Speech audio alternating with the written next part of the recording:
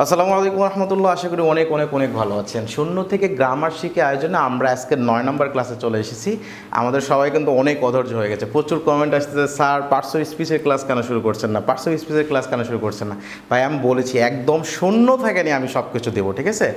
এখন আমাদের শূন্য থেকে একটা ধারাবাহিকভাবে আমাদের একটা আলোচনা আছে, সেই আলোচনাগুলো এতদিন করা হয়েছে, যেই বেসিকগুলো আপনাদের জানা প্রয়োজন।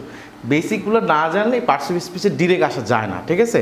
তো আজকে 9 নম্বর ক্লাস থেকে আমরা একদম পার্শ্ব স্পিচের আলোচনা করতেছি। এখন ইতিপূর্বে যে ক্লাসগুলো আপনারা দেখেন নাই, ক্লাসগুলো একটু দেখে আসবেন। তাহলে 9 নম্বর ক্লাসে আমাদের কী বলা হয়েছে, parts of speech. Parts of স্পিচের মানে কি? পার্টস মানে অংশ, অফ স্পিচ স্পিচের অংশ। স্পিচের আরেকটি ইংলিশ হচ্ছে সেন্টেন্স। তাহলে সেন্টেন্সের অংশ। পার্টস অফ স্পিচ মানে কি? সেন্টেন্স এর অংশ, ঠিক আছে। যেমন পার্টস অফ পেন মানে কি? কলমের অংশ, ঠিক আছে। এখন সেন্টেন্সের অংশ, তাহলে এখানে আমাদের সংজ্ঞার মধ্যে দেওয়া আছে সেন্টেন্সে বা বাক্যে ব্যবহৃত প্রত্যেকটি অর্থবোধক শব্দকেই পার্টস অফ স্পিচ বলা হয়। এখন বাক্যে ব্যবহৃত প্রত্যেকটি অর্থবোধক শব্দ, আচ্ছা বাক্যে যেমন নিচে একটা দেওয়া আছে কি, he doesn't get up in the morning, সে সকালে ওঠে না। আচ্ছা এটা একটি সেন্টেন্স তো হয়েছে, তাই না?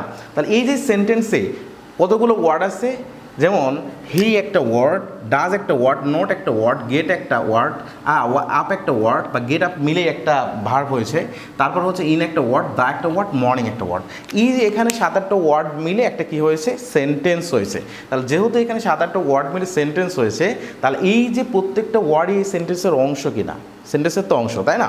তাহলে যেহেতু প্রত্যেকটা ওয়ার্ডই সেন্টেন্সের অংশ, যার মানেই এখানে বলা হয়েছে পার্টস অফ সেন্টেন্স বা পার্টস অফ স্পিচ, অর্থাৎ বাক্যেই ব্যবহৃত প্রত্যেকটা ওয়ার্ডই হচ্ছে সেন্টেন্সের অংশ বা পার্টস অফ স্পিচ। ক্লিয়ার? তাহলে মুখস্থ করার কিছু নাই, আপনি বোঝেন যে সেন্টেন্সে যেইগুলো ওয়ার্ডই আছে, একটা সেন্টেন্সে প্রত্যেকটা ওয়ার্ডই parts of speech. Clear? Parts of speech তো আশা করি আর কোনো ঝামেলা থাকার কথা না। তাহলে আমরা পরে আসি, পার্টস অফ স্পিচ মানে এই বাক্যে ব্যবহৃত প্রত্যেকটা ওয়ার্ডের এক একটা কী আছে, নাম আছে, বা বাক্যে ব্যবহৃত প্রত্যেকটা ওয়ার্ডই যেহেতু সেন্টেন্সের সদস্য, সেন্টেন্সের সদস্য হিসেবে প্রত্যেকের এক একটা কী আছে, নাম আছে। সেই অনুযায়ী আমরা জানি যে পার্টস অফ স্পিচ কত প্রকার। পার্টস অফ স্পিচ আমরা আসি, পার্টস অফ স্পিচ এই যে প্রকারসমূহ, পার্টস অফ স্পিচ 8 প্রকার, তবে আধুনিক গ্রামার অনুযায়ী পার্টস অফ স্পিচ কিন্তু 9 প্রকার। আধুনিক গ্রামার অনুযায়ী কি পার্টস অফ স্পিচ কত প্রকার? 9 প্রকার। পার্টস অফ স্পিচ 8 প্রকার কি কি দেখেন। পার্টস অফ স্পিচ 8 প্রকারের মধ্যে প্রথম আছে কি নাউন। কি আছে? নাউন, কোনো কিছুর নাম, কোনো কিছুর নাম যেগুলো আছে। প্রোনাউন, নাউনের খালাতো ভাই সর্বনাম, ঠিক আছে। অ্যাডজেক্টিভ অর্থাৎ মানে কি বিশেষ্য, এই নাউন বা প্রোনাউনের যে দোষগুণ অবস্থা বর্ণনা করে। তারপর হচ্ছে ভার্ব, যে কার্যকলাপ সম্পন্ন করে। আমরা ভার্বের আলোচনা কিন্তু একদম শূন্য থেকে নিয়ে করে আসছি, অর্থাৎ 1 থেকে 8 পর্যন্ত ক্লাসে শুধু ভার্বেরই আলোচনা করেছি আমরা, ঠিক আছে। একদম সেন্টেন্স ভার্ব নিয়ে যা কিছু আলোচনা সব করেছি।